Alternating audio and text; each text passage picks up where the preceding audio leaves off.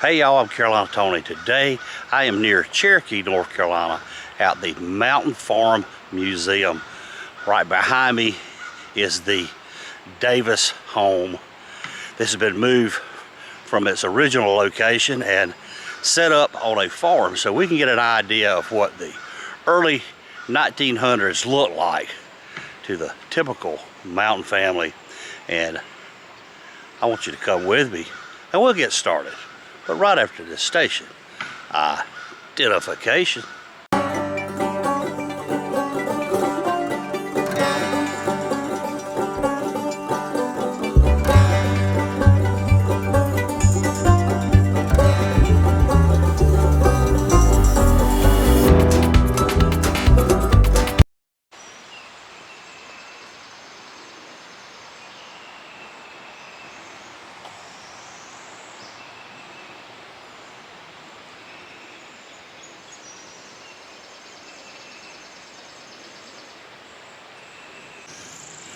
This house has been moved here from its original location, but this was the John Davis home.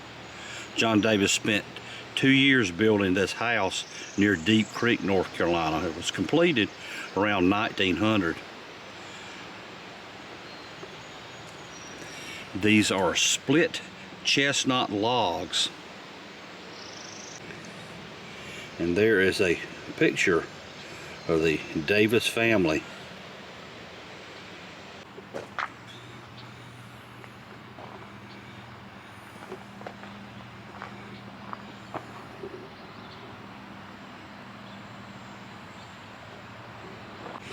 This is called an ash hopper.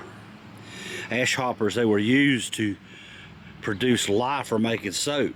So the ashes from the stoves and fireplaces were stored in the ash hopper until the family was ready to make a run of lye soap.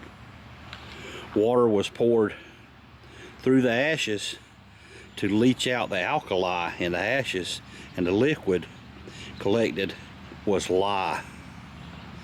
They say hardwood ashes made the strongest lye.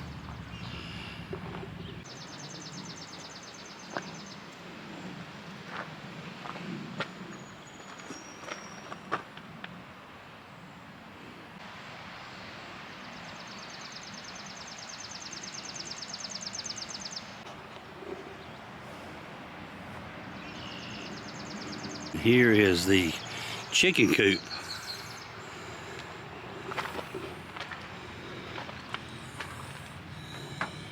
No chickens. These are apple trees. We've got a huge fence around them. That is to keep the elk out. And here is an apple house. A sorghum mill and furnace. Sorghum cane was grown on a lot of farms and pretty much like sugar cane syrup, perhaps a little thicker.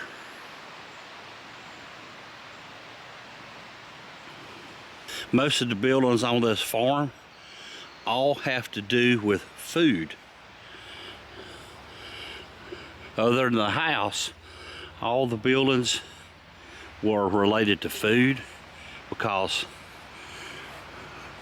all you did was live, and you spent your whole life working for food.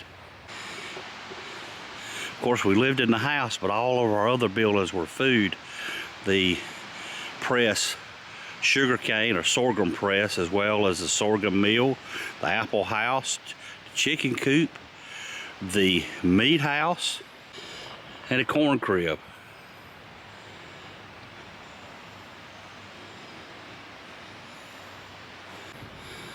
This was the corn crib gear shed that was used to take the corn off of the corn cob.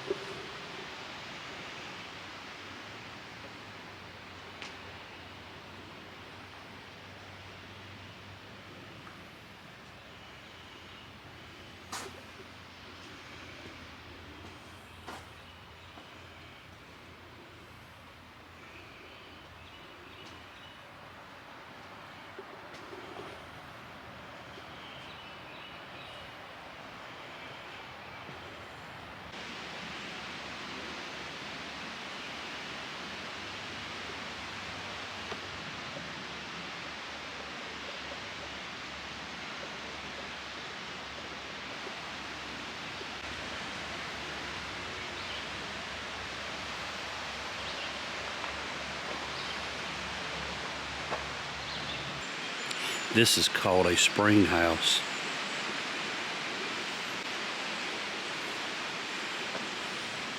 Water would come from a spring and follow along a trough and go through the house.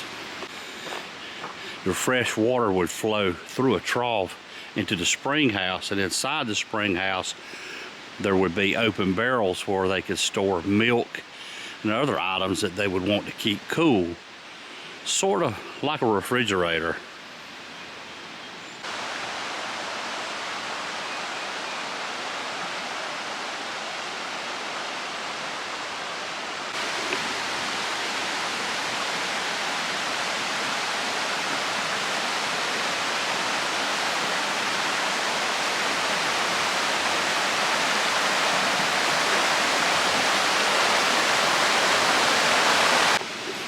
This is Mingles Mill, just down the road from the Mountain Farm Museum.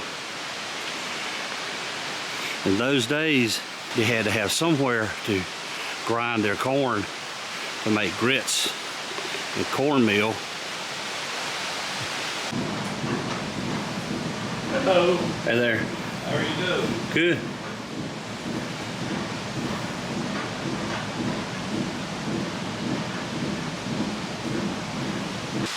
This mill is pretty neat. Has been restored by the National Park Service. It's a little different. This operates by the means of a turbine rather than a water wheel.